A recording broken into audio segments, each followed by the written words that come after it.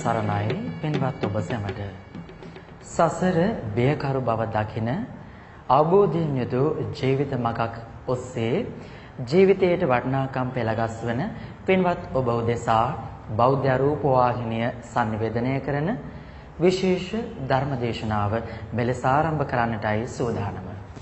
පින්වත්නි, නිවැරදි ත්‍රිපිටක ධර්මයට අනුව සමත බෙදසුන් වඩන අයුරු නිවැරදිව පහදා දෙන අරුමුණ දෙස සිහියෙන් බලා සිටීම හෙවත් ධම්ම නිසාමන උපදේශන මාලාව නම් වූ මහා සතිපට්ඨාන ධර්මදේශනා මාලාව මෙලෙස ආරම්භ කරන්නටයි සූදානම.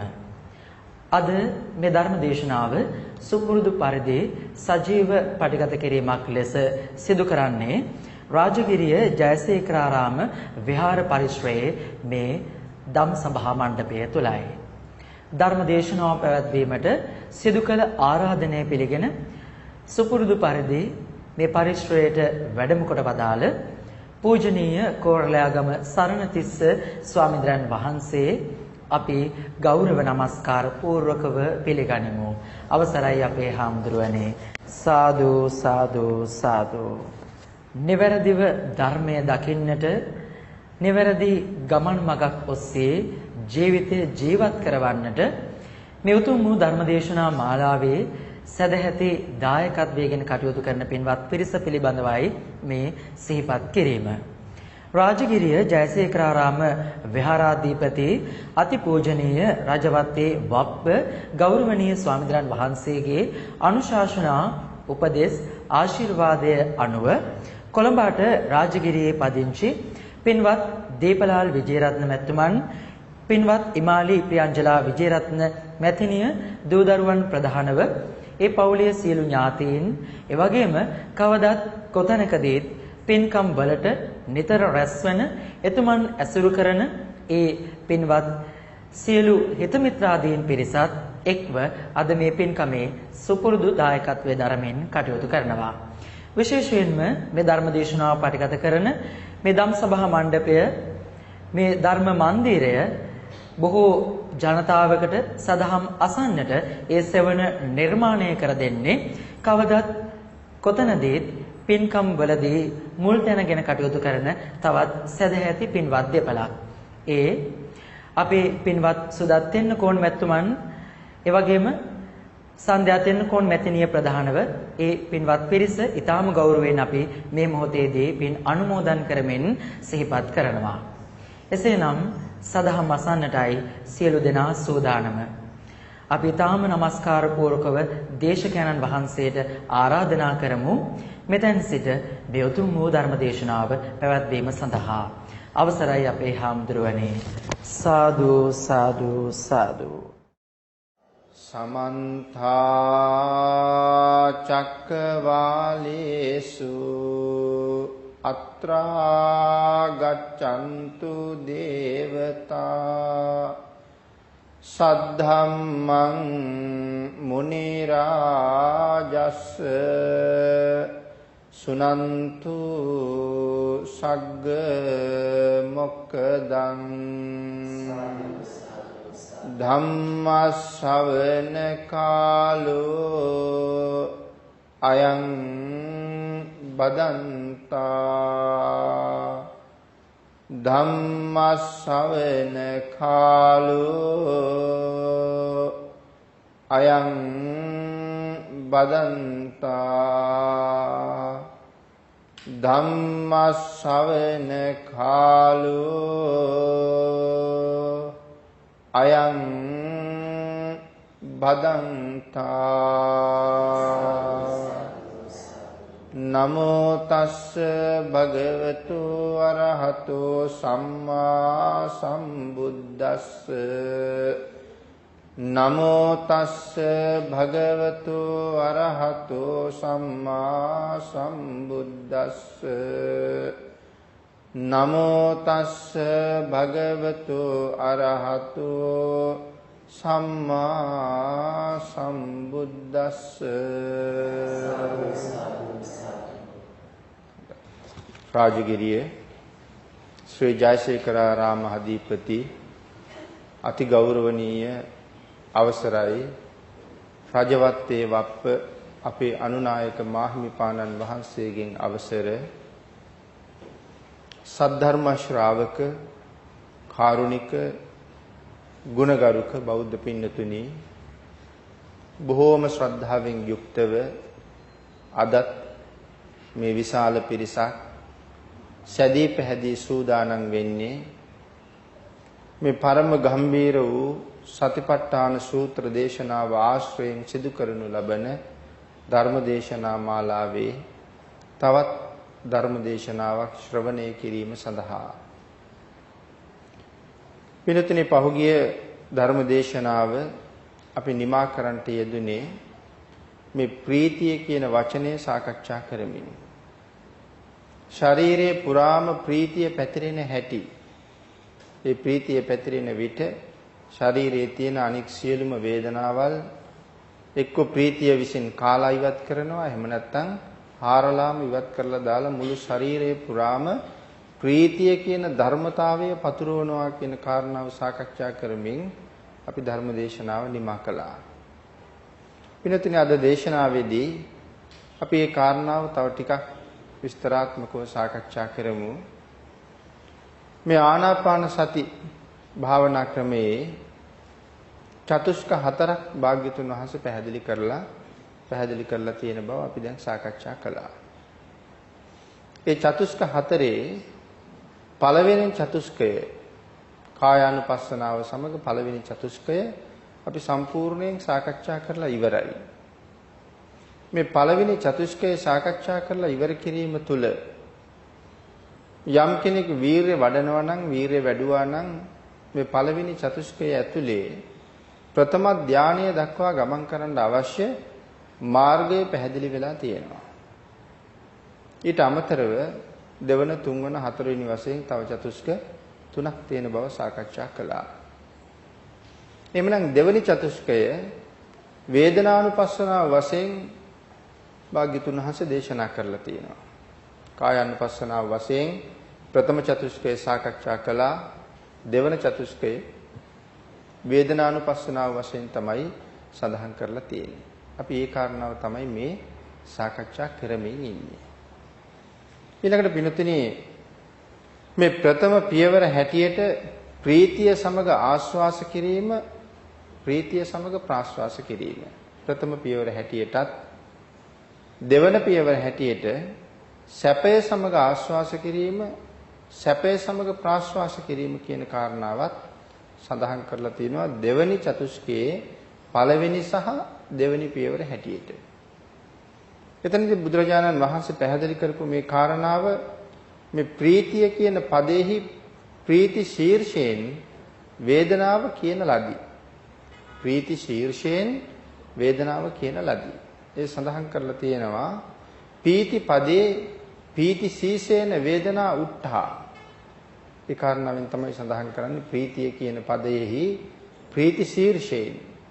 ඒ කියන්නේ ප්‍රීතිය හිසින් ප්‍රීතිය ප්‍රධාන කොටගෙන වේදනාව කියන ලදී. ප්‍රීතිය ප්‍රධාන කරගෙන වේදනාව කියන ලදී. මෙතන ඒ නිසා සඳහන් කරනවා වේදනාව කීවම අපිට දැනෙන්නේ දුක. වේදනාව කියපු ගමන් දුක කියන කාරණාව තමයි අපේ හිතට එකපාරම එන්නේ. නමුත් මෙතන මේ පාළියේ වේදනාව කියලා කියන්නේ පාළියේදී වේදනාව කියලා කියන්නේ දැනෙනවට. යම් දෙයක් මනාව දැනෙනවට තමයි පාළියේ වේදනාව කියලා වචනේ හඳුන්වලා තියෙන්නේ. ඒ නිසා ඒ දැන ගැනීම දුක, සැප සහ අදුක්කම සුඛ ආදී වශයෙන් කාරණා තුනක් පැහැදිලි කරනවා. දුක, සැප, අදුක්කම සුඛ කාරණා තුනක් පැහැදිලි කරනවා. එතන සඳහන් කරනවා සැපක් දුකක් නැති උපේක්ඛා කියන ආකාරයට භාග්‍යතුන් වහන්සේ දේශනා කරලා තියෙනවා කියලා. සැපක් දුකක් නැති උපේක්ඛා කියන ආකාරයෙන් තමයි මේ අදුක්කම සුඛ කියන කාරණාව පැහැදිලි කරලා තියෙන්නේ. ඒ නිසා සඳහන් කරනවා පිළිතුරේ මේ ශාසනයේ මේ කාරණාව අතීතයේ බොහෝ දෙනා භාගයට ඉගෙන ගත්තා. මේ අදුක්කම සුඛ කියන මේ කාරණාව නැත්නම් මේ සැප දුක කියන කාරණාව භාගයට ඉගෙනගෙන විවිධ වූ අදහස් ඉදිරිපත් කළා. විවිධ තර්ක ගෙනහැර දැක්වුවා. නමුත් භාග්‍යතුන් වහන්සේ කුමක්ද දේශනා කරලා තියෙන්නේ මේ කාරණාව සම්බන්ධයෙන් කියන එක සවිස්තරව සාකච්ඡා කරගන්න එක තමයි හරි වටින්නේ. ඒක භාගයට ඉගෙන ගන්නවට වඩා. ඒ නිසා මේ සූත්‍රයේ විශේෂයෙන්ම මජ්ක්‍ධිම නිකායේ බහුවේදනීය කියන සූත්‍රය මේ සඳහා කරුණු කාරණා රාශිය අපිට පැහැදිලි කරන තවත් වැදගත් සූත්‍ර දේශනාවක්. බහුවේදනීය සූත්‍රය. බහුවේදනීය සූත්‍රයේ සඳහන් කරනවා බුදුරජාණන් වහන්සේ ඇතැම් තැනක සැප දුක කියලා විතරක් දේශනා කරලා තියෙන බව. සමහර තැනක දේශනා කරලා තියෙන්නේ සැප දුක කියන වචන දෙක විතරයි. තවත් තැනක දේශනා කරලා තියෙනවා සැප දුක උපේක්ඛා කියන කොටස් තුනම ප්‍රභේද කරලා දේශනා කරලා තියෙනවා. සැප දුක සහ උපේක්ඛා කියලා. ඊළඟට පැහැදිලි කරනවා තවත් තැනක සෝමනස්ස, දෝමනස්ස, සුඛ දුක්ඛ උපේක්ඛා කියලා කරුණු පහකට ප්‍රභේදගත කරලා මේක දේශනා කරලා තියෙනවා කියලා. අන් ඒ නිසායි සඳහන් කළේ මේ කාරණාව භාගිත ඉගෙනගෙන කවදාවත් මේ ශාසනයේ ඒක තර්ක විතර්ක කෙරුවට හරියන්නේ නැහැ. බුදුරජාණන් වහන්සේ මේ කාරණාව සාකච්ඡා කරලා දේශනා කරලා තියෙන්නේ කොයිතරම් කොහොමද අපිට අනුකම්පාවෙන් පැහැදිලි කළේ කොහොමද කියන කාරණාව සම්පූර්ණයෙන්ම ඉගෙන ගන්න ඕනේ. ඒකයි සඳහන් කළේ එක තැනක සැප දුක කියලා තියෙනවා. එක තැනක සැප දුක අදුක්ඛම සුඛ ආදි වශයෙන් නැත්නම් උපේක්ඛා ආදි වශයෙන් දේශනා කරලා තියෙනවා. තවත් තැනක සෝමනස්ස දෝමනස්ස සුඛ දුක්ඛ උපේක්ඛා කියලා ආකාර පහකින් පැහැදිලි කරනවා. ඒ විතරකුත් නෙමෙයි පින්නතුනි. මේ බහුවේදනීය සූත්‍රයට අනුව තව පැහැදිලි කරන කරුණු තියෙනවා. මෙතන ආකාර පහයි තව තැනක ආකාර 6ක් පැහැදිලි කරලා තියෙනවා. තව තැනක ආකාර 18ක් පැහැදිලි කරලා තියෙනවා. තව තැනක ආකාර 36ක් පැහැදිලි කරලා තියෙනවා. තව තැනක ආකාර 108ක් පැහැදිලි කරලා තියෙනවා.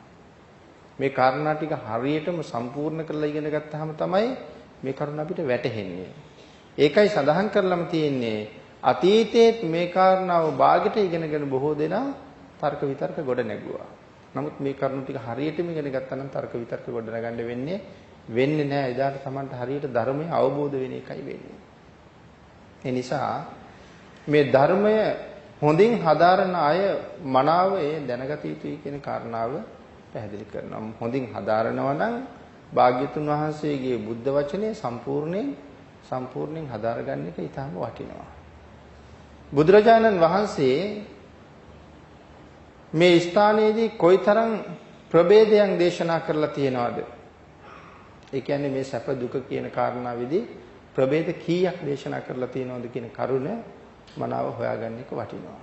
ආන් ඒ අවබෝධය ලබන්න නම් භාග්‍යතුන් වහන්සේ දේශනා කළ පරිදිම ධර්මය හදාරන්න ඕනේ කියලා සඳහන් කරනවා. භාග්‍යතුන් වහන්සේ දේශනා කරපු විදිහටම ධර්මය හදාරන්න ඕනේ කියලා කියහම ඒ කාරණාව දැන් අපේ අය දන්නවා. කොහොමද භාග්‍යතුන් වහන්සේ ධර්මය හදාරන්න දේශනා කළේ කියලා. ඒ විදිහටම ධර්මය හදාරන්න ඕනේ. ආකාර පහක් යටතේ ධර්මයේ හැදෑරිය යුතුයි කියලා අපි සාකච්ඡා කරලා තියෙනවා. සුතා, දතා, වචසා පරිචිතා, මනසානුපෙක්ඛිතා, දිට්ඨියා, සුප්පටිවිද්දා. මේ ආකාර පහ යටතේම හදාරපු කෙනා තමයි මනාව ධර්මයේ හදාරපු කෙනෙක් බවට පත් වෙන්නේ. ඒ නිසා සඳහන් කරනවා මෙතන වෙන ප්‍රමාණයක් විතරක් සඳහන් කළොත් නැත්නම් කියන්නේ මේ සම්පූර්ණව මේ කාරණාව සාකච්ඡා නොකළොත් ඒ කාරණාව හරියටම ඉගෙන ගන්න බැරුව යනවා. හරියට මේ කාරණාව සම්පූර්ණ වුණේ නැහැ කියලා කියන්නේ ඒ කාරණාව පිළිබඳව අවබෝධයක් හරියට නැති නිසා ඒ කාරණාව ඉස්සරහට දියුණු කරගන්න අපිට බැරුව යනවා. නමුත් අපි මේ සතිපට්ඨාන සූත්‍ර දේශනා මාලාවේදී මේ 108ක් වූ ප්‍රභේදගත කාරණා සියල්ලම සාකච්ඡා කරන්නේ නෑ. එහෙමුණුත් මේ දේශනා මාලාව ඉතාම දීර්ඝ දේශනා මාලාවක් බවට පත් වෙනවා. මොකද මේ දේශනාව පටන් ගන්නකොටම අපි සඳහන් කළා සතිපට්ඨාන සූත්‍රයේ සාකච්ඡා කළාට තවත් සූත්‍ර දේශනා ගණනාවක්ම මේකට සම්බන්ධයි කියලා. ඒ නිසා එවන් සූත්‍ර මොනවද කියන කරුණු විතරක් තැන් තැන් වල අපි සඳහන් කළා. දැන් අපිට ඒකට අද තව අලුත් සූත්‍රයක් එකතු වුණා මේ බහුවේදනීය සූත්‍රය. මේ සම්බන්ධයෙන් බහුවේදනීය සූත්‍රයේ කරුණු බොහොම සඳහන් කරලා තියෙනවා. තවත් සූත්‍රයක් සම්බන්ධයෙන් අපිට අද ඉදිරියේ තවත් කරුණු හම්බ වෙවි මේ සම්බන්ධව සාකච්ඡා වෙන්න. නමුත් අපි මේ සතිපට්ඨාන දේශනාවට යම් ආකාරයකින් උපකාර වෙන කරුණු කීපයක් විතරක් මේ අවස්ථාවේ සාකච්ඡා කරමු. පීති පටිසංවේදී අස්ස සිස්සාමීති සික්ඛති.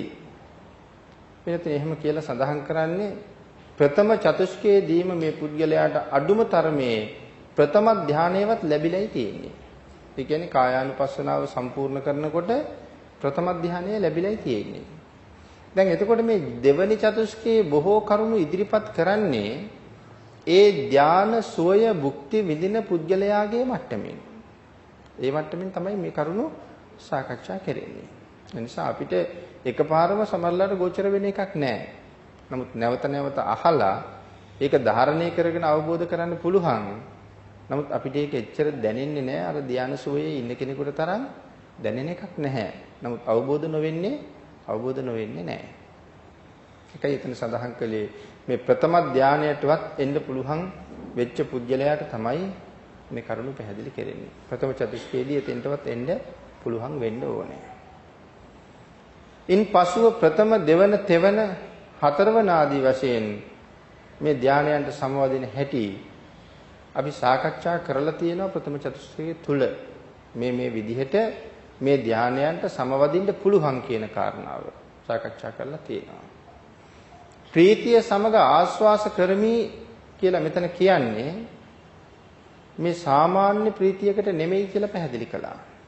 ප්‍රීතිය සමග ආස්වාස කරමි කියලා කිව්වේ සාමාන්‍ය ප්‍රීතියක් නෙමෙයි. මේ ධානා මට්ටමේ ඉන්න කෙනෙකුට ඇති වෙන ප්‍රීතිය ගැනයි මේ කියන්නේ. අපිට ඇති වෙන ප්‍රීතිය ගැන නෙමෙයි. ධාන සෝය විදින කෙනෙක් ඒ ප්‍රීතිය සමග ආස්වාස කරන හැටි තමයි මෙතන සඳහන් කරලා තියෙන්නේ. එහෙනම් සඳහන් කරනවා ධානයක තියෙන ප්‍රීතිය කියන අංගය කොයි වගේද? පින්වත්නි මෙතන පැහැදිලි කරනවා පීති පටිසංවේදී අස්ස සිස්සාමීති සික්ඛති කියලා කියන්නේ ප්‍රීතිය ප්‍රතිසංවේදනය කරමින් කියලා කියන්නේ ප්‍රීතිය හාත්පසින් දැනගනිමින් කියන අර්ථය. ප්‍රීතිය ප්‍රතිසංවේදනය කරමින් එතන පටි කියලා කියන්නේ හාත්පසින් කියන අර්ථය. සංවේදනය කියලා කියන්නේ හොඳට දැනුණා. එතකොට පටිසංවේදනය කියලා කියන්නේ ප්‍රීතිය හාත්පසින් දැනගන්නවා. දැන් අපි කියනවා සමහර තැනක සංවේදී කියලා වචනය. සමහර අය සමහර දේවල් වලට ඊටාම සංවේදී වෙනවා. සමහර කෙනෙක් බුදු ගුණ අහනකොටත් හරියට සංවේදී වෙනවා. ඒ සංවේදී වුණා කියලා කියන්නේ ඒක හොඳට දැනුණා කියන එක. ඒ නිසා සතුට වැඩිකමට කඳුළුත් එනවා. ඉතින් ඒ හොඳට මේක දැනිලා සමහර කෙනෙකුට හිතෙනවා එහෙම කාරණා අහනකොට මේ ඇස් වලින් කඳුළු ගලන්නේ ලෙඩක්ද කියලා. ලෙඩක් නෙමෙයි ඒක. ඒ කාරණාව හොඳට ඇඟට හොඳට දැනිලා හින්දා. එහෙනම් මේ සංවේදී කියලා කියන්නේ හොඳින් දැනෙනවා. එතකොට පටි කියලා කියන්නේ ඒක හාත්පසින් අවබෝධ වුණා. එහෙනම් පටිසංවේදී කියලා කියන්නේ හොඳට දැනෙමින් හාත්පසින් අවබෝධ වෙනවා. ප්‍රතිසංවේදනයේ වෙමින් දැනෙනවා කියලා සඳහන් කළේ ඒ කාරණාව. ඒ නිසා එසේනම් ප්‍රීතිය සියලු පැතිවලින් හොඳින් දැනගනිමින් ආස්වාස කරන්නෙමි කියලා ඒ පුජ්‍යල හික්මෙනවා. මෙතන හික්මීම කියලා කියන්නේ පින්නතුනේ සීලයට. හික්මීම කියලා කියන්නේ සීලය කියන අර්ථය. ඒ නිසා ඔහු වෙන කිසිම දෙයක් නොකර භාග්‍යවතුන් වහන්සේ කමඨහන තුල භාග්‍යවතුන් වහන්සේගේ කමඨහන තුල තමන්ගේ හිත රඳව ගන්නවා. හැම වෙලාවෙම භාග්‍යවතුන් වහන්සේගේ කමඨහන තුල හිත රඳව ගන්නවා. ඒ නිසා ඔහු ඒ වෙලාවට ඊටාම සීලවන්ත පුද්ගලයෙක් බවට පත් වෙනවා. කියන්නේ භාග්‍යවතුන් වහන්සේගේ කමඨහන තුලම ජීවත් වෙන පුද්ගලයා තමයි මේ ලෝකේ හැබෑම සීලවන්තයා බවට පත් වෙන්නේ. ඉතින් අපි ඒ කමඨහනෙන් එළියට යනකොට අපි අර හැබෑම සම්පූර්ණ වූ රවුම් වෙච්ච සීලවන්තයෝ බවට පත් වෙන්නේ නෑ කවුරුවත්. යම් සීලයක ඉන්නවා. මේ කමඨහන තුලම හික්මෙන පුද්ගලයා ඒ වෙලාවට හොඳ සීලවන්තයෙක් බවට පත් වෙනවා. සාමාන්‍ය සීලයකට වඩා උපසම්පදා සීලය ඊටාම උසස් කියලා සඳහන් කරනවා. ඒ නිසා මේ ලෝකේ තියෙන උසස්ම සීලය උපසම්පදා සීලය. දෙවියෙක් බ්‍රහ්මයෙක් ගාවත් එහෙම සීලයක් නැති හින්දා තමයි දෙවිවරු බ්‍රහ්මවරු පවා ඇවිල්ලා වන්දනාමාන කරන්නේ ලෝකේ ඊටාම ඉහළයි මේ සීලය. ඒ නිසා වත්ත සම්පන්න උපසම්පදා සීලයක් හැටියට ඒ සීලේ පිහිටනවා නම් ඒකට කියනවා අදි සීල කියලා. වත්ත සම්පන්න උපසම්පදා සීලයක් කියලා කියන්නේ භාග්‍යතුන් වහන්සේ දේශනා කරපු විදිහටම ඒ සීලය එහෙම්මම මනාව ආරක්ෂා කරන්න උත්සාහ දරමින් සම්පූර්ණ කරමින් සීලේ පිහිටන කෙනෙක් වත්ත සම්පන්න සීලයක් ඒකට කියනවා අදි සීලය. තාම ඉහළයි. ඊළඟට මේ භාවනාවේදී පින්වත්නි පැහැදිලි කරනවා භාග්‍යතුන් වහන්සේ දේශනා කරන විදිහටම හිත හික්මවනවා නම් භාග්‍යතුන් වහන්සේ ප්‍රකාශ කරන ආකාරයටම ඒ සීලය ඔහු දැනුත් ආරක්ෂා කරනවා නම් ඒක අදි සීලයක්මයි. යම් කෙනෙකුට භාග්‍යතුන් වහන්සේ මෙන්න මේ විදිහට සිල් ආරක්ෂා කරන්න කියලා දේශනා කළා නම් එයත් එහෙම්මම ආරක්ෂා කරනවා නම් ඒකත් මේ ලෝකේ අදි සීලයක්මයි. ඒ නිසා සඳහන් කරනවා සිතුවිලි මාත්‍රයකින්වත් භාග්‍යතුන් වහන්සේගේ දේශනාවෙන් පිටට යන්නේ නැහැ කියලා කෙනෙක් කල්පනා කරනවා නම් ඒ නිසා මේ අදි සීල වෙනවා. සිතුවිලි මාත්‍රයකින්වත් පිටට යන්නේ නැහැ භාග්‍යතුන් වහන්සේගේ දේශනාවෙන්. මෙන්න මේ විදිහට ප්‍රීතිය සමග මේ ප්‍රීතිය මුල් කරගෙන වේදනාව දැනගන්නවා. මේ විදිහට උපදවා ගන්නා වූ ප්‍රීතියත් එක්ක ඒ ප්‍රීතිය මුල් කරගෙන මේ වේදනාව නැත්තම් දැනීම කියන එක මනම අවබෝධ කරනවා දැනගන්නවා.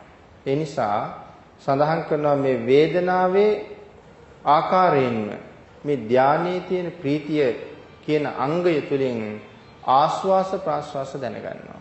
ධානයේ තියෙන අංගය තුලින්ම මනාව ආස්වාස ප්‍රාස්වාස දැනගන්නවා.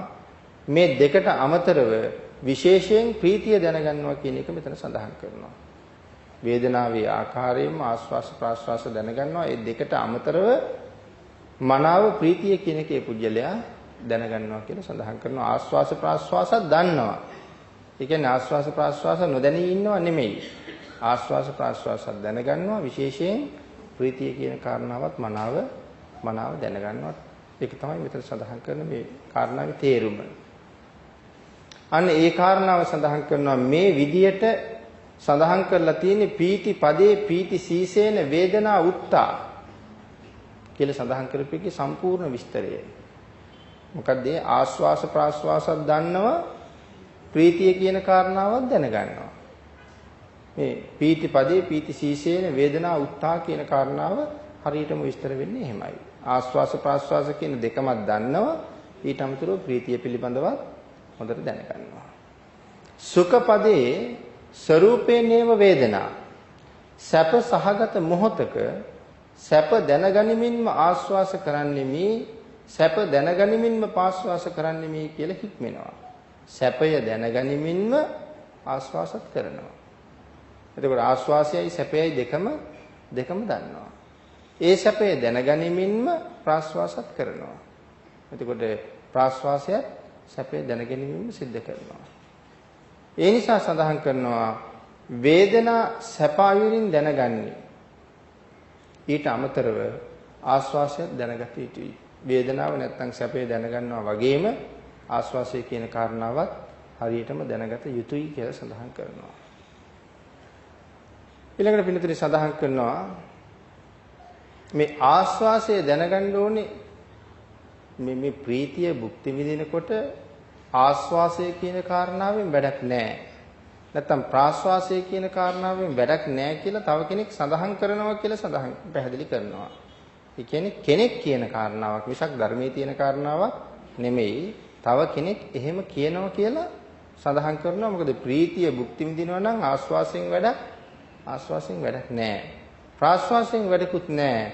දැන් තියෙන්නේ ප්‍රීතියයි ඒ විතරක් මෙනෙහි කරමින් භුක්ති විඳිනවා කියලා. තව කෙනෙක් සඳහන් කරනවා කියලා පැහැදිලි කරනවා. ඊළඟට එතන ධර්ම කාරණාව හරියටම විස්තර කරනවා. එහෙම නෙමෙයි ආස්වාස කරමි කියලා හික්මෙන්නත් ඕනේ. ප්‍රාස්වාස කරමි කියලා හික්මෙන්නත් ඕනේ. ප්‍රාස්වාස කරන බව ඔහු මනාව දන්නවා. ඒ වෙලාවට ඒ මොහොතේම ඔහු ආස්වාසය පිළිබඳව සිහියකින්ම ඉන්නවා කියලා සඳහන් කරනවා. ප්‍රීතිය භුක්ති විඳින අතරම ආස්වාසයයි ප්‍රාස්වාසයයි පිළිබඳව මනස සිහියකිනුත් ඉන්නවායි පුජ්‍යලයා ඒක පැත්තක දාන්න බෑ කියලා ධර්ම කාරණාව හරියටම සඳහන් කරනවා. ඊට අමතරව ධානයේ තියෙන සැප ඒ පිළිබඳවත් හැම පැත්තකින්ම දැන ගැනීමක් අවශ්‍යයි කියලා සඳහන් කරනවා. ධානයේ තියෙන සැපේ පිළිබඳව. ඒ කොයි ආකාරයෙන්ද? ප්‍රථම ධානයේහි අංග 5ක් තියෙනවා කියලා පැහැදිලි කරනවා. ප්‍රථම ධානයේ තියෙන අංග 5 තමයි විතක්ක, විචාර, ප්‍රීති, සුඛ, ඒකාග්‍රතාව. අපි ඒක කලින් සාකච්ඡා කළා. දෙවන ධානයේදී මුල් අංග දෙක හැවත් විතක්ක විචාර නැහැ. දෙවන ධානයේ විතක්ක විචාර නැහැ. ප්‍රීතියයි සුවයයි ඒකාග්‍රතාවයයි විතරක් දෙවන ධානයේ තියෙනවා. ඊළඟට සඳහන් කළා ප්‍රීතිය කියන ධර්මතාවයේ ප්‍රථම හා දෙවන කියන ධාන දෙකේම තියෙනවා. භාග්‍යතුන් වහන්සේගේ කමඨහනේ ප්‍රීති පටිසංවේදී අස්සසිස්සාමීති සික්ඛති කියන තැන ලැබෙන්නේ ප්‍රථම ධානයේ දෙවන ධානයේට සමවැදිලා ඉන්න අවස්ථාවවලදී ඒ ප්‍රීතිය සමග ආස්වාස සහ ප්‍රාස්වාස දැනගන්න නිසයි කියලා. එහෙම නැත්නම් දෙවන ධානයේදී ඒ ප්‍රීතිය සමග ආස්වාසය ප්‍රාස්වාසය දැනගන්නවා නම් ඒ මේ කමඨහනේ ඉන්නේ. ප්‍රීතිය සමග ආස්වාසයයි ප්‍රාස්වාසයයි දෙක යම් කෙනෙක් මනාව දැනගන්නවා නම් ඒ පුද්ගලයා ඉන්නේ බුදුරජාණන් වහන්සේ දේශනා කරපු කමඨහන ඇතුළෙමයි. නැත්නම් ප්‍රීතිය දැනගන්නවා ආස්වාසය ප්‍රාස්වාසය දැනගන්නේ නැත්නම් එයා භාග්‍යතුන් වහන්සේගේ කමඨහනෙන් එළියේ ඉන්නේ. ඒ නිසා මනාව භාග්‍යතුන් වහන්සේ දේශනා කරපු කමඨහනෙම ඉන්නවා නම් ආස්වාස ප්‍රාස්වාස දෙකක් දැනගනිමින්ම ප්‍රීතියක් දැනගන්නවා. එහෙමනම් එයා ඉන්නේ මේ කමඨහන ඇතුළේ කියලා සෑහෙන්න සතුටු වෙන්න පුළුවන්කම තියෙනවා. ඊළඟට සඳහන් කරනවා තුන්වෙනි ධානයේදී ප්‍රීතිය නැහැ කියලා. තුන්වෙනි ධානයේදී ප්‍රීතිය කියන ධර්මතාවය නැහැ. හේතුව තමයි පළමු ධානයේදී විතක්ක විචාර ප්‍රීති සුඛ ඒකාග්‍රතාව තිබුණත් දෙවන ධානයේදී විතක්ක විචාර නැහැ. තුන්වෙනි ධානයේදී ප්‍රීතියක් නැහැ. දෙවෙනි ධානයේදී විතක්ක විචාර නැහැ. තුන්වෙනි ධානයේදී ප්‍රීතියක් නැහැ. හතරවෙනි ධානයේදී සැපයක් නැතුව යනවා. චතුර්ථ ධානයට යනකොට මේ සැපය කියන ධර්මතාවයත් නැතුව යනවා. සැපය නැමැති ධර්මතාවයේ මුල් ධාන මට්ටම් තුනේදීම තියෙනවා. මුල් මට්ටම් තුනේදීම සැපය තියෙනවා. හතරවෙනි මට්ටමට එනකොට සැපයක් නැතුව යනවා. ඒ නිසා සුඛ පටිසංවේදී අස්ස සිස්සාමීති සික්ඛති කියන අවස්ථාවේදී විශේෂයෙන් දැනගන්නවා ධානසිතේ ඇති සැපය. මේ හතරවෙනි තැනට එනකොට ධානසිතේ තියෙන සැපය මොකද්ද කියන කාරණාව මනාව ඒ පුජල අවබෝධ කරනවා. ධානසිතේ තියෙන සැපය තමයි එතන අවබෝධ කරනවා කියලා සඳහන් කරන්නේ. ඒ සමගම ආස්වාසයත් ප්‍රාස්වාසයත් දැනගන්නවා. ඒ කාරණාව විස්තර කරලා තියෙනවා කියලා සඳහන්. ඉහතින් විස්තර කරලා තිබී ඒ කාරණාවයි කියලා සඳහන් කරනවා. කොයි විදිහටද? තවත් ඒ කාරණාව පැහැදිලි කරනවා. චිත්ත සංකාර පටිසංවේදී පස්සම්භයං චිත්ත සංකාරං කියන පද දෙක තමයි මේ පැහැදිලි කරන්නේ. චිත්ත සංකාර පටිසංවේදී පස්සම්භයං චිත්ත සංකාරං. ඊළඟට සඳහන් කරනවා දීසු චිත්ත සංකාර පදේසු කියන වචන වලින් පැහැදිලි කරන්නේ දීසු චිත්ත සංකාර පදේසු ඒ සඳහන් කරපු පද වලින් වචන වලින් පැහැදිලි කරන්නේ සංඥාච වේදනාච චේතසික මේ සංඥාවක් වේදනාවක් කියන චෛතසිකයෝ ඒතේ ධම්මා චිත්ත පටිබද්දා ඒතේ ධම්මා චිත්ත පටිබද්දා මේ ධර්මයන් සිතට ප්‍රතිබද්ධයි සංඥා චේතනා කියන ධර්මයන් සිතට ප්‍රතිබද්ධයි සිතත් එක්ක බැඳිලා තියෙන්නේ සංඥා චේතනා කියන ධර්මතාවයන් හාත්පසින් බැඳිලායි තියෙන්නේ චිත්ත සංඛාරා කියලා මේ චිත්ත සංඛාර වශයෙන් හඳුන්වන්න පුළුවන් හිතත් එක්ක හාත්පසින් බැඳිලා තියෙන නිසා මොන ධර්මතාවයන් දෙකද සංඥාව සහ වේදනාව හිතත් එක්ක බැඳිලා තියෙන නිසා ඒවට කියනවා චිත්ත සංඛාර කියලා. ඒ නිසා තමයි චිත්ත සංඛාර පටිසංවේදී සිතත් එක්ක මනාව බැඳිලා තියෙන නිසා චිත්ත සංඛාරා. ඊළඟට සඳහන් කරනවා පින්නතුනි සිත කියන ධර්මතාවයත් එක්ක අනිකුත් හේතුන්ගෙන් ප්‍රත්‍යයෙන් බැඳිලා උපදින ධර්මතාවයක් හැටියටත් හඳුන්වන්න පුළුවන් නිසා නැවත ඒකට චිත්ත සංඛාරා කියලා කියනවා. සංඥාව නම් හඳුනා ගැනීම. අපි සංඥා කියලා කියන්නේ හඳුනා ගන්නවට. ඊළඟට සඳහන් කරනවා මේ සංඥාව උපයෝගී කරගන්නා ධර්මතාවයන් අපි හඳුන්වනවා සත්වයෝ කියලා. සංඥාව කියලා කියන්නේ හඳුනා ගැනීමනේ. එතකොට සංඥාව උපයෝගී කරගෙන හඳුනාගත්ත දේ සත්වයෝ කියලා හැදින්නවා. එතකොට ඒ සත්වයෝ කොයි විදිහට වර්ග කරලා හඳුනාගත්තද කියන කාරණාව වෙනම සඳහන් කරලා තියෙනවා. දේහි ඉන්නා සත්වයෝ, ගොඩෙහි ඉන්නා සත්වයෝ. දැන් අපි වෙනස් කරගත්ත දියේ ඉන්න සත්තුයි, ගොඩේ ඉන්න සත්තුයි. දැන් මේ සංඥාවෙන් දැකලා හැඳිනුවේ. මාළුවෙක් ගොඩේ ඉන්නවා දැක්කොත් අපි හොඳටම දන්නවා මේගොල්ලෝ ඉන්නේ වතුරේමයි කියලා. අපි මුවෙක් ගෝණෙක් වතුරේ ඉන්නවා දැක්කොත් පාවෙලා යනවා හරි මෙරලා යනවා හරි. අපි දන්නවා මෙයා වතුරේ ඉන්න කෙනෙක් නෙමෙයි. ඒ හින්දා මෙයාට වතුර ඕනෑවට වඩා වරුත්තු දෙන්නේ නැති නිසා තමයි මැරිලා ඉන්නේ. මාළුවා ගොඩට ආවම මැරෙනවා. මුවා ගෝණා වගේ ඒ සත්තු වතුරට ගියහම මැරෙනවා. එහෙනම් අපි හඳුනා ගන්නවා ඒ හින්දා මේ කට්ටිය ගොඩ ඉන්න අය, මේ කට්ටිය වතුරේ ඉන්න අය. එහෙම හඳුනා ගැනීමක් බෙදීමකට ලක් කරනවා. නැවත සඳහන් කරනවා තිරිසන් මිනිස්සු වෙනම හඳුනා ගන්නවා. දියේ ඉන්න සත්තුත්, ගොඩේ ඉන්න සත්තුත් තිරිසන් මිනිස්සු කියලා ආය කොටස් දෙකකට බෙදෙනවා. ඒක සංඥාවක් නේ. සංඥාවෙන් හඳුනාගත්තේ මිනිසා වෙනම හඳුනා ගන්නවා, තිරිසන වෙනම හඳුනා ගන්නවා. මුලින් දිය ගොඩ කියලා හඳුනාගත්තා. දැන් මිනිස්සු තිරිසන් කියලා හඳුනාගත්තා. ඊළඟට මිනිසුන් අතරත් හඳුනා ගන්නවා උසස් අය, පහත් අය. ස්වරූපී, විරූපී, ගුණවත්, නුගුණවත්, ඥානවන්ත, අඥාන, දුප්පත්, පෝසත් මේ ආදි වශයෙන් මිනිස්සුත් කොටස් වලට බෙද බෙදා අපි හඳුනා ගන්නවා. ඊළඟට බාල, තරුණ, මහලු ආදි වශයෙන් කොටස් වලින් හඳුනා ගන්නවා. ඉන්පසුව ආයත් එක බෙදෙනවා. මගේ මිතුරන්, මගේ හතුරන්. මිනිස්සු බෙදෙනවා. මේ මිනිස්සු මගේ මිතුරෝ. මේ මිනිස්සු මගේ මිතුරෝ නෙමෙයි. එහෙම නැත්නම් මේ මිනිස්සු මගේ හතුරෝ. දැන් අපහු මිනිස්සු බෙදලා හඳුනාගත්තා. මිතුරන්, හතුරන් ආදී වශයෙන් ආයි බෙදුවා. එහෙම බෙදලත් මගේ හොඳ මිතුරන්, මගේ සාමාන්‍ය මිතුරන්, මිතුරෝ ආයෙ දෙකට බෙදෙනවා. හොඳම මිතුරෝ සහ සාමාන්‍ය දැන හැඳුනුම් ගමක් කතා බහ කරන සාමාන්‍ය මිතුරෝ කියලා ආයෙත් බෙදා ගන්නවා. ඊළඟට සඳහා ඉන්පසුව මගේ ඥාතීන් සහ ඥාතීන් නොවන අය. න්යායෝ නොනෑයෝ කියලා ආයෙ කොටස් වලට බෙදෙනවා. ඊළඟට සඳහන් කරනවා එහෙමත් බෙදලා මේ අපේ පරම්පරාවේ අය, මේ අපේ පවුලේ අය, නෑදෑයෝ තමයි, එහෙම නැත්නම් මිතුරෝ තමයි. මේ කට්ටිය පවුලටම සම්බන්ධ අය. හැබැයි මේ කට්ටිය මිතුරු වුණාට පවුලට සම්බන්ධ අය, පවුලට සම්බන්ධ අය නෙමෙයි කියලා ආයෙත් බෙදෙනවා. ආයෙත් ඊළඟට බෙදාගෙන යනවා. දැනගන්නවා, හඳුනා ගැනීම සඳහා මේ බෙදීම තුල පවුලේ අය, පරම්පරාවේ අය ආදි වශයෙන් මේ දැන ගැනීම වශයෙන්, හඳුනා ගැනීම වශයෙන් තව තවත් කොටස් වලට බෙදෙනවා. ඊළඟට ආයෙ වර්ණ වශයෙන් බෙදෙනවා. කොහොමද වර්ණ වශයෙන් බෙදන්නේ?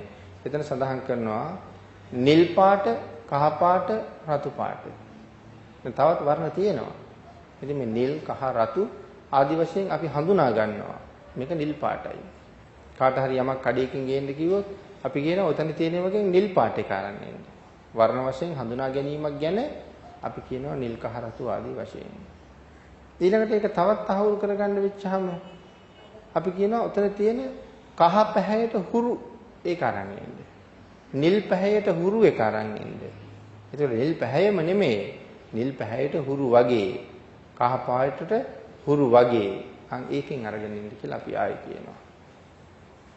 ඊළඟට සඳහන් කරනවා නිලට, රතට, කොළට සමානයි.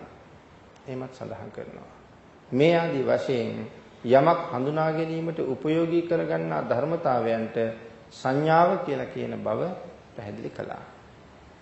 ඊළඟට වේදනාව නම් එහි තිබෙන සැප සහිත බව, දුක් සහිත බව, එහෙමත් නැත්නම් සැපක් දුකක් නැති කියන මේ සරල වශයෙන් හඳුන්වන සැපක් දුකක් නැති මේ తত্ত্বය. නමුත් සඳහන් කරනවා සාමාන්‍ය කෙනෙකුට මේ සැපත් දැනෙනවා දුකත් දැනෙනවා. නමුත් මේ සැප දුක නැත්නම් අදුක්කම සුඛ කියන කාරණාව දැනගන්න නම් හොඳ ප්‍රඥාවක් ඕනේ කියලා. එහෙම නැති කෙනෙකුට ඒක තේරුම් ගන්න අපහසු වෙනවා. ඒ නිසා සඳහන් කරනවා යම් දෙයක් හඳුනනකොට සමහර දේවල් දැක්කහම ඒ තරම්ම ඒක හිතට දැනෙන්නේ නැහැ. සමහර දේවල් දැක්කහම ඒ තරම් දැනෙන්නේ නැහැ. නමුත් තවත් දේවල් දුටුවහම ඒක හොඳට හිතට දැනෙනවා. අපි කියමු යම් දෙයක් දැක්කහම ඊටම අප්‍රියතාවයකට අපිපත් වෙනවා. කොයි වගේ දේවල් දැක්කහමද අප්‍රියතාවයකට? සමහර වෙලාවට සමහර දේවල් දැකලා සතුටු වුණා, සමහර දේවල් දැකලා අප්‍රිය වුණා. අපි කියමු අපි සර්පෙක් දැක්කා. අපිට ඒක මහා ප්‍රිය සහගත හැඟීමක් ඉපදුනේ නැහැ. පණුවෙක් දැක්කා. අපිට ප්‍රිය බවක් තිබුණේ නැහැ. ඇතම් කුරුමිනියෙක් දැක්කා. අපිට ප්‍රිය බවක් ඉපදුනේ නැහැ. ඒ වගේ සමහර දේවල් දැකලා සතුටක් ඇති වෙන්නේ නැහැ. සමහර දේවල් දැක්කහම මහා පුදුම ප්‍රිය බවක්, පුදුම සතුටක් උපදින්න පටන් ගන්නවා. මෙය ඇහැට රූප හැටියටත්, කනට ශබ්ද හැටියටත් මේ ප්‍රිය අප්‍රිය බව ඇති වෙනවා. ඇහැට රූපයක් හැටියට ඇති වෙනවා ඒක. දැන් සමහරට රූපේ දැකලා නැහැ. හඬ විතරයි ඇහුනේ. ඒකෙත් ප්‍රිය අප්‍රිය බවක් ඇති වෙනවා කියලා සඳහන් කරනවා. අපි සමහරට මොනරෙක් ඇහෙන් දැක්කහම හරි ප්‍රියයි. අපි කෑ ගහනවා වුණාම අපි ඒක එච්චර ප්‍රිය නෑ. සර්පෙක් වගේ කෑ ගහනවා වුණාම ඒකට ප්‍රිය නෑ. හැබැයි රූපේට ප්‍රියත් නෑ සර්පෙක් දැක්කහම. මොනරෙක් දකින්න හරි ඇහැට හරි ප්‍රියයි, ශබ්දයට ප්‍රිය, ශබ්දයට සමහරට ප්‍රිය නෑ. ඒ නිසා සඳහන් කරනවා දැනුත් අපි හැම වෙලාවෙම අපේ ජීවිතේ මේ ප්‍රිය අප්‍රියතාවයත් එක්ක සාමාන්‍ය ලෝකයේ ගැටි ජීවත් වෙනවා. සාමාන්‍යයෙන් දකින ප්‍රියතාවයයි අප්‍රියතාවයයි එක්ක අපි ගැටෙමින් ජීවත් වෙනවා. අපි අතීතයේත් එහෙම ජීවත් වුණා. අතීත භවවලත් අපි එහෙම ජීවත් වුණා. මේ භවයේත් අපි එහෙම්මම ගැටි ජීවත් වෙනවා. ඒ නිසා බුදුරජාණන් වහන්සේ දේශනා කරලා තියෙන හැටියට ඒ පුද්ගලයා මන්ද බුද්ධික පුද්ගලයෙක්. භාග්‍යතුන් වහන්සේ හැටියට ඒ පුද්ගලයා මන්ද බුද්ධිකයි. අපිත් මන්ද බුද්ධික කියන පිරිසක් ඉන්නවා. හොඳ සිහි කල්පනාවක් නැති අය අපි ඒකයි කියන මන්ද බුද්ධිකෝ කියලා. භාග්‍යතුන් වහන්සේගේ හැටියට අපිත් මේ සිහි කල්පනාවක් නැති අය තමයි. අපිත් මන්ද බුද්ධිකයි. ඒ කාරණාවට කරුණුක් මෙතන සඳහන් කරලා තියෙනවා. මේ එදිනෙදා ජීවිතේ අපි කරගෙන යන දේවල් ඉගෙන ගන්නවා, ගෙවල් දොරවල් හදනවා, රැකියා හොයනවා, මේ අඹදරුව පෝෂණය කරනවා, ඒගොල්ලන්ගේ ඕනෑපාකම් සම්පූර්ණ කරනවා. මේ දේවල් සම්පූර්ණ කර කාලය ඔහේ ගෙවිලා යනවා. දන්නේම නැතුව කාලේ ගෙවිලා ගිහිල්ලා. ඒ නිසා සඳහන් කරනවා අර අපි කලින් අකමැති වෙච්ච අය කුරුමිනියට අකමැති වුණා. සර්පයාට අකමැති වුණා. මොනරගේ හඬට අකමැති වුණා. කපුටෙක් අකමැති වුණා. උණහපුළුවෙක් දැකලා අපි අකමැත්තක් ඇති කරගත්තා. මෙන්න මේ ජීවිතවලට මේ විදිහට කටයුතු කර හිටියොත් අකමැති වුණත් අපිට යන්නම වෙනවා. අද අකමැති වුණාට මට කුරුමිනියෙක් වෙන්නම වෙනවා. මට සර්පයෙක් වෙන්නම වෙනවා. මට පණුවෙක් වෙන්නම වෙනවා. නමුත් අද කැමති නෑ. ඒ තැන් වලට යන්න අකමැති නම්, එහෙම කෙනෙක් වෙන්න අකමැති නම් කොයි විදිහට ජීවත් වෙන්න ඕනේද? මෙන්න මේ මන්ද ප්‍රඥා මට්ටමින් මිදිලා භාග්‍යතුන් වහන්සේ දේශනා කරපු ප්‍රඥාව කියන මට්ටම අරගෙන ඉස්සරහට යන්න වීරිය කෙරුවොත් නම් මෙතනින් ගැලවෙන්න පුළුවන්. එහෙම නැත්නම් ගැලවෙන්න බෑ. අත් දෙක නැතුව අසරණ වෙච්ච ජීවිතයක් ලැබෙන්න පුළුවන්. කකුල් නැතුව අසරණ වෙච්ච ජීවිතයක් ලැබෙන්න පුළුවන්. උඩු බැලිය අතට හැරුණොත් ආපහු අනිත් පැත්තට හැරෙන්න බැරුව එහෙම්මම වේලිලා මැරලා යන කුරුමිනි ආදී ජීවිතයක් වෙන්න පුළුවන්. ඒකෙන් මිදෙන්න මාර්ගයයි මේ භාග්‍යතුන් වහන්සේ දේශනා කරලා තියෙන්නේ. සර්පයෙකුට අත් දෙකක් නැහැ, කකුල් දෙකක් නැහැ. ඒ වුණාට කෑම එපැයි. ඒ නිසා ඉතින් මොනවා හරි කෑම කොයි ආකාරයෙන් තිබ්බත් ගිලින්න සිද්ධ වෙනවා. සමහරට ඒක ගිලලා පොඩි කරගන්න තවත් තැනකින් රින්ගනකොට ඇටකටු අං තමන්ගේ ශරීරයේ සිදුරු කරගෙන එළියට මතුවෙන්නත් පුළුවන්. නමුත් මොනවා කරන්නද? කොහොම හරි පවතින්නේ ලෝකෙ හොඳ කරන්න බැරි බඩගින්නේ නේ. ලෝකෙ හොඳ කරන්නම බැරි රෝගය. ආගිතුනහසේ රෝගය ගැන වෙනම සඳහන් කරලා තියෙනවා. අපි ඉස්සරහට මේ රෝගය ගැන වචන දෙක තුනක් සිහිපත් කරමු මේ දේශනාවේදී. ඉතින් මේ ආදී වශයෙන් මේ දුක් වලට අනාගත ජීවිතවල අපිට පාත්‍ර වෙන්න තියෙන ඉඩකඩම වැඩි කලින් පාත්‍ර නුණා නෙමෙයි. කලින් ඕන තරම් පාත්‍ර වුණා. අනාගතෙත් එහෙම වෙන්න පුළුවන්. ඒ නිසා සඳහන් කරනවා මේ ගමන නවතින්නේ නැහැ. මේ ගමන නවතින්නේ නැත්තේ ඇයි? විවිධාකාරයෙන් අකුසල් රැස් කරන නිසා කර්මානුරූපව අපි ඒ ආත්මවල ඒ විදිහට අපි කැමති වුණත් නැති වුණත් මේ පංචස්කන්ධය හදා අපි යනවා. ඒ නිසා මේ පංචස්කන්ධය ආරක්ෂා කරන්න දරන ප්‍රයත්නය නිසා විශේෂ දුක් වලට සැප වලට මූණ පාන්න සිද්ධ වෙනවා. මේ උපාදානස්කන්ධය ආරක්ෂා කරන්න යොදන ප්‍රයෝග නිසා සැප වලට සහ දුක් වලට මේ දෙකටම අපි කලවෙමින් මූණ පානවා. සංසාරයේ සැප විතරක් තිබුණා නම් බුදුරජාණන් වහන්සේ අපිට කවදාවත් එයින් මිදෙන්න කියලා දේශනා කරන්නේ නෑ. දුකයි සැපයි දෙකම මිශ්‍ර වෙවි මේ ගමන තියෙන්නේ. සැප විතරක් තිබුණා නම් මිදෙන්න අවශ්‍ය නෑනේ. නමුත් මේකේ සැපට වඩා බොහොම දුක් තියෙනවා. ඒ හින්දා තමයි මේ මිදෙන්න උත්සාහ කරන්න කියලා දේශනා කළේ. සංසාරයේ දුක සැප මිශ්‍රයි. ඒ නිසා මිදෙන්න කියලා පැහැදිලි කළා. ඊළඟට සඳහන් කරන පින්නතේ මේ ලැබුණ ජීවිතය මේ ශ්‍රේෂ්ඨ ජීවිතය ලැබිලත් බුද්ධාන්තරයක් මුණ ගැහිලත් ශ්‍රී සද්ධර්මයේ ලැබිලත් ෂණ සම්පත් ලැබිලත් මනාව වූ ප්‍රඥාව ලැබිලත් ඒකෙන් ප්‍රයෝජන ගන්න උත්සාහ කරන්නේ නැත්නම් කෙනෙක් ඒ ශ්‍රේෂ්ඨ මනුෂ්‍ය ජීවිතයෙන් සසරෙන් එතර යන්න කෙනෙක් කල්පනා කරන්නේ නැත්නම් ඒක දවසින් දවස පස්සට යනවා නම් අනික් ලෞකික අවශ්‍යතා දවසින් දවස ඉස්සරහට එනවා නම් ඒ පුජ්‍යලයා මේ එක මොහොතකට පස්සට දාපු කාරණාව අනාගත ජීවිත කෝටි කීයක පස්සට ගියාද කියන කාරණාව දන්නේ අද පස්සට දාපුවාම. අද සිල් ගන්න තියෙන දවසේ වෙනත් වැඩක් කියදින අද සිල් ගන්න නැහැ. කල්පනාවක් තියෙනවා ඊළඟ පොයට සිල් ගන්නවා කියලා. නමුත් ඊළඟ පොයට සිල් ගන්න බැරි වේද පුළුවන් වේද දන්නේ නැහැ. නමුත් සසරෙන් මිදෙන්න තියෙන අවස්ථාවයි අද මේ කල් දැම්මේ. ඒ කල් දාපු නිසා කොච්චර කාලයක් ඒක කල් යයිද කියන කාරණාව නම් හිතාගන්න බෑ කොච්චර කාලයක් කල් යයිද කියන එක. අන්න ඒ නිසා සඳහන් කරනවා පසුවට දැමූ කාලය ආත්ම 100ක්ද 1000ක්ද කෝටියක්ද කල්ප ගණනක්ද කියන කාරණාව හිතාගන්න බැරි බව. ඒක අසංඛ්‍ය ගණනක් වෙන්නත් පුළුවන්. ඔය අතර විඳින්න තියෙන දුක්ඛන්දරාවල් කොයිතරම් වෙයිද? අර එක මොහොතයි පස්සට දැම්මේ. නමුත් ඒක අනාගත ජීවිත කෝටි ගණනක් වෙච්චාම විඳින්න හම්බෙන දුක්ඛන්දරාව කීපාරක් බෙලි කැපෙන්න වෙයිද? කීපාරක් උණු වතුරේ තැම්බෙන්න වෙයිද? සමහර ජීවිතේ එහෙමත් වෙනවා. උණු වතුරේ දාලා තම්බලත් ගන්නවා මරන්නේ නැහැ. වතුරේම දාලායි තම්බන්නේ. සමහර ජීවිත තියෙනවා.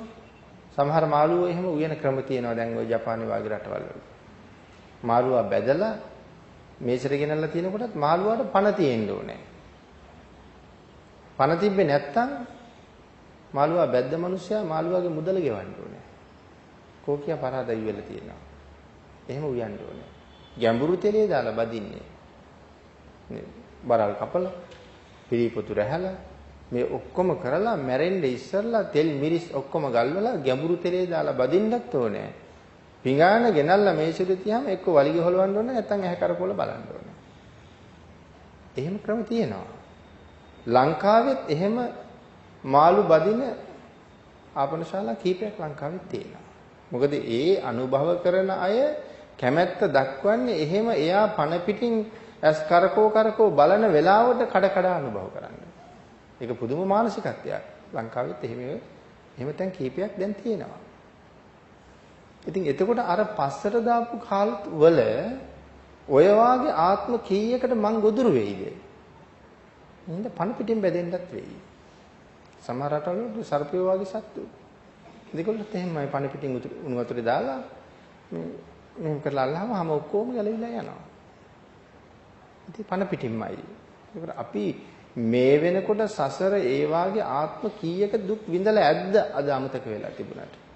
එහෙනම් බුදුරජාණන් වහන්සේ ඒකයි දේශනා කළේ ලැබිච්ච අවස්ථාව නම් මග අරින්න එපා. Tamanට සසරෙන් මිදෙන්න ප්‍රයෝජන ගන්න තියෙන අවස්ථාව වෙන කිසිම හේතුවක් නිසා ඒක අතාරින්න එපා. ඒ අවස්ථාව ඒ සඳහාම ප්‍රයෝජනෙට ගන්න ඒක කල්දදා යන්න ගියොත් අපිට දුකම තමයි ඇති වෙන්නේ. ඒ නිසා පැහැදිලි කළා මේ මහා සාගරයේ කොයිතරම් ලොකු වුණත් අපිට විඳින්න වෙන දුක්ඛන්දරාව නම් ඊට වඩා ලොකුයි කියලා. මේ එක මොහොතක් කල් දැම්මහම සාගරයේ කොයිතරම් විශාලද එක මොහොතක කල් දැමීම නිසා විඳින්න වෙන දුක්ඛන්දරාව ඒ සාගරයට වඩා විශාලයි කියලා. ඒ තරම් දුක් සාගරයක කිමිදෙන්න සිද්ධ වෙනවා. එක මොහොතක් අත්හැරීම තුල. ඒකනේ අක්කන සූත්‍රයේ මොහොත ගැන භාග්‍යතුන් වහන්සේ දේශනා කළේ. ලෝකේ තියෙන Tamanට හම්බ වෙන හොඳම මොහොත තමයි මේ හම්බෙලා තියෙන මොහොත. මේකෙන් උපරිම ප්‍රයෝජන ගන්න ඊළඟ මොහොතේ මට පින් කරන්න බැරි වෙන්න පුළුවන්. ඒක තමයි සංසාර ජීවිතේ හැටි. ඒ නිසා සඳහන් කරනවා පින්නතනේ මේ අතීතයේ අපි කොයිතරම් ඉපදිලා තියෙනවද කියන එකට භාග්‍යතුන් වහන්සේ උදාහරණයක් පැහැදිලි කරනවා. ඔය මහා සාගරයේ යම්සේ ජල කඳක් තියෙනවා නම් ඒ ජල කඳට වැඩිය අපි ඉපදිච්ච ආත්මවල කිරි බීලා තියෙනවා කියලා. මහමෝද මතකයිනේ හැමෝටම. වෙරළට ආසන්න වෙනකොට මහ රැලි පෙරලි හඬ නග වෙරළට එන හැටි. එතකොට මේ ජල කඳ නිල් පාට රැලි පෙරලෙනවා වගේ සුදු පාටට මේකේ කිරිම පෙරලෙන්න ගත්තා නම් එහෙමනම් මම් බීපු කිරි ප්‍රමාණය ඔය පෙරලෙන සාගරයේ තියෙන ජලයට වඩා වැඩි කියලා දේශනා කරන්නේ මේ ਸਰුවඥතා ඥාණයෙන් දේශනා කරන්නේ. භාග්‍යතුන් වහන්සේට වරදින්නේ නැහැ. රහතන් වහන්සේටත් වරදිනවා. රහතන් වහන්සේටත් වරදින්න පුළුවන්. ඒක කෙනෙකුට ප්‍රශ්නයක් හැටියට මිත්‍යා දෘෂ්ටියක් බවට පත් වෙයිද දන්නේ නැහැ. රහතන් වහන්සේටත් වරදිනවා කියලා කියහම. මොකද රහතන් වහන්සේට නෑනේ බුදුරජාණන් වහන්සේට තරම් තිබුණ ඥානයක්. ਸਰුවඥතා ඥානය රහතන් වහන්සේට නැති නිසා භාග්‍යතුන් වහන්සේ දේශනා කරපු තරම් කරුණු පැහැදිලි කරන්න උන්වහන්සේට බෑ. ඒ නිසා භාග්‍යවතුන් වහන්සේගේ කාරණාව සම්බන්ධයෙන් උන්වහන්සේට තියෙන දැනුම අඩු නිසා උන්වහන්සේට වරදින්න පුළුවන්. අර එක කාරණාවක්ම ධර්මයේ සඳහන් කරනවා. ඒක උපාසිකාවක් රහතන් වහන්සේලා දෙන්නෙකුට පෞද්ගලික දානයක් දෙනවා. රහතන් වහන්සේලා ඒ උපාසිකාවට කියන්නේ රහතන් වහන්සේ නමක් කියනවා මේ දානි දුන්න නිසා අනාගත ජීවිත 1000ක් සාපිපාසාදී දුකෙන් නිදහස් වෙනවා කියලා. ඒ කාට දානයක් දුන්නේ හින්දාද? රහතන් වහන්සේට දානයක් දීපු නිසා. නමුත් දැන් අපේ පින්නතුන් දන්නේ නැද්ද? රහතන් වහන්සේට දානයක් දුන්න නිසා අනාගත ජීවිත 1000කට වඩා අපි සාපිපාසාදී දුකෙන් මිදෙන බව අපි දන්නවා. අපි දන්න හැටියට තෙරුවන් සරණක් නැති, පන්සිලුත් නැති දුස්සීල මිනිහෙකුට බත් වේලක් ලැබලා දුන්නාම අනාගත ජීවිත 1000කට අපිට විපාක හම්බ වෙනවා. අපි දන්නේ එහෙම. නමුත් රහතන් වහන්සේ අතන උපාසිකාවට සඳහන් කළේ එහෙම. මගට එනකොට අනික් රහතන් වහන්සේ මේ රහතන් වහන්සේට කියන ආයුෂ්මතුණිය. ඇයි අනාගත ජීවිත 1000ක සාපිපාසාදී දුකින් නිදහස් වෙනවා කියලා කිව්වේ? මට පේනවා ඇය අනාගත ජීවිත 10000ක නිදහස් වෙනවා. අනික් රහතන් වහන්සේ කියන ස්වාමීනි මට පෙනුනේ 1000යි. එතකොට උන්වහන්සේ මුසාවක් දේශනා කළාද?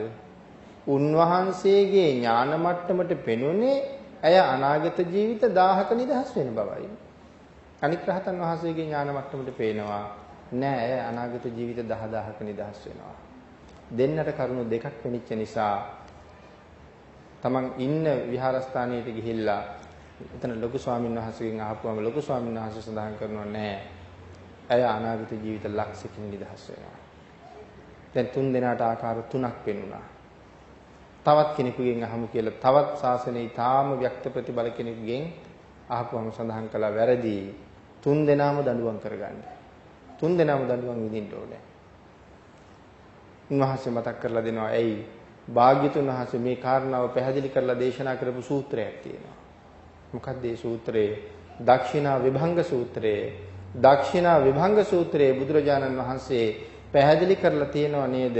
තෙරුවන් සරණ ගිහිල්ලා පන්සිල් රකින්න කෙනෙකුට ආහාර වේලක් දානය කෙරුවොත් අනාගත ජීවිත අසංකේයක සාපිපාසාදී දුකින් නිදහස් වෙන බව.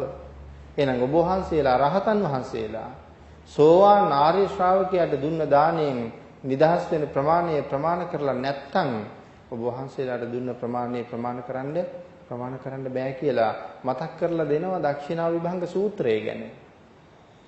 එහෙමනම් අර රහතන් වහන්සේලා එක එක්කෙනාගේ ශක්ති ප්‍රමාණයෙන් එක එක්කෙනා දැක්ක ප්‍රමාණයයි අර සඳහන් කරලා තිබුණේ. එහෙනම් රහතන් වහන්සේට වරදින්න පුළුවන්. නමුත් ਸਰවඥතා ඥාණයට වරදින්නේ නැහැ. ਸਰවඥතා ඥාණයෙන් තමයි මේක හරියටම දේශනා කළේ. රහතන් වහන්සේ ඔබට මට වඩා අපිට ළඟා වෙන්නවත් බැරි තරම් මහා ඥාන ශක්තියකයි ඉන්නේ. නමුත් උන්වහන්සේ භාග්‍යතුන් වහන්සේගේ ਸਰවඥතා ඥානය ළඟ දූවිලි අංශුවක් තරම්වත් වටින්නේ නැහැ. එහෙනම් ਸਰවඥතා ඥාණයෙන් දැකලා තමයි මේ දේශනා කරන්නේ අපි අනාගත ජීවිතේ බීලා තියෙන කිරි ප්‍රමාණය මහා සාගරයේ ජලයට වඩා වැඩි කියලා ඒකේ සැක හිතන්න දෙයක් ඇත්තෙම නෑ. මහ මුහුද දිහා බලාගෙන විවේකීව නිමාඩුව කල්පනා කරන්න තියෙන්නේ මේ තරම්ම කිරි බීවද සංසාරي කියලා. එහෙමනම් එතන සඳහන් කරලා තියෙන්නේ මේ පණු පළඟ බලු බලල් වෙලා ආත්මවල බීපු කිරි ගැන නෙමෙයි. වෙනත් කාන්තාවකක් අම්මා කරගෙන බීපු කිරි ගැනත් නෙමෙයි. මේ ජීවිතේ මගේ අම්මා කවුද? මගෙන්ම සංසාරේ මම බීපු කිරි ගැනයි මේ කතා කරන්නේ. එතකොට වෙන අයගෙන් බීපු කිරිත් එක්ක මොනතරම් සාගර පිළිලැද්ද? එක අම්මා කෙනෙකුගෙන් බීපු කිරි ප්‍රමාණයයි මේ ජීවිතේ මගේ අම්මගෙන්ම මේ සසර පුරාම බීපු කිරි ප්‍රමාණයයි. හැබැයි මගේ අම්මත් තිරිසන් වෙන්න ඇති, ඊරියක් වෙන්න ඇති, වැස්සියක් වෙන්න ඇති. ඒ කාලේ ඇගෙන් බීපු කිරි ගැනත් නෙමෙයි කතා කරන්නේ. අය මිනිස්සු වෙවි ඉපදිච්ච ආත්මවලම ඇගෙන් බීපු කිරි ගැනයි කතා කරන්නේ. අපි එක ආත්මයක් මිනිස්සු වෙනකොට කෝටි ගණන් ආත්මවල වෙනත් ජීවීන් වෙලා තමයි ඉපදිලා තියෙන්නේ. මනුෂ්‍ය ජීවිතේ එච්චරම දුර්ලභයි. එහෙනම් මේ සංසාරෙ මෙච්චර ඈතට මෙච්චර දුරට ඇයි මේ ගිහිල්ලා තියෙන්නේ? මේ ගිහිල්ලා තියෙන්නේ මේ භාග්‍යතුන් වහන්සේ දේශනා කරපු කාරණාවෙන් නිවන් දකින්න එක ටිකක් පැත්තට කරලා ලෞකික පැත්තට වැඩියෙන් බරගෙන. නිවන තල්ලු කරනවා, මේ වැඩේ ඊට වඩා වටිනවා වගේ දෙනවා. ආන් ඒ නිසා එළඹිච්ච මොහොත පහු කරන්න එපා. ඒ මොහොතින් ගන්න තියෙන ප්‍රයෝජනේ අනික් සියල්ල අතහැරලා දාලා ඒ ප්‍රයෝජනේ ගන්න. ලක්ෂයක් පාඩු වුණාට කමක් නැහැ. මෙතනදි කරන ආයෝජනය ඊට වඩා වටිනවා. ඔබ අතීතයේ ඔබ ඒ තරම්ම ආයෝජනය කරපු අය. මේ ජීවිතේ මේ විපාක දීලා තියෙන්නේ පෙර කරපු ආයෝජනයයි. ඒ ආයෝජනය කොහෙද අපි කෙරුවේ? බුද්ධ ශාසනයක මිසක් වෙන කිසි තැනක ඒ ආයෝජනය කරන්න බෑ. ඒකයි ආහු නෙయ్యෝ පාහු නෙయ్యෝ දක්ඛිනෙయ్యෝ මහා සංඝරත්නය ගැන සඳහන් කරනකොට එහෙම සඳහන් කරා.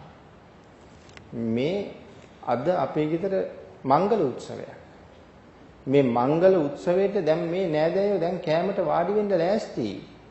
මේ ගොල්ලන්ට මේ වෙලාවේ මේ කෑම මේසෙ දුන්නේ නැත්නම් මොනව අහන්න සිද්ධ වෙයිද? මගේ දරුවාගේ මංගල අවස්ථාව දරුවාට ඒක මොන තරම් අවමානයක් වෙයිද? ඒ වෙන අවමානයක් වෙච්චාවේ කියන කෙනෙක් කියන දෙයක් කෙරුවාවේ මේ වෙලාවේ මගේ කෑම මේසය ආර්ය මහා සංඝයාට දෙන්න තියෙනවා නම් මම ඒක දෙනවමයි. මට මේ අවමානෙන් වැඩක් නෑ. මම මේගොල්ලොන්ගේ හිත හදලා ලබන ආයෝජනය වෙන එකක්. නමුත් මේ කෑම මේසෙ ශාසනයට පූජා කරපු නිසා අනාගතයට මට හම්බ වෙන ආයෝජනේ කෝටි ගණන් ප්‍රකෝටි ගණන් වලින් නොලැබෙන බව මම හොඳටම දන්නවා ඊට වඩා ඊටාම ඉහළයි කියලා. ආන් ඒකයි මේ ලැබෙන අවස්ථාව මගහරින්න එපා. මොකද ශාසනයෙන් විතරයි මේ අවස්ථාව ලබන්න පුළුවන්කම අපිට තියෙන්නේ.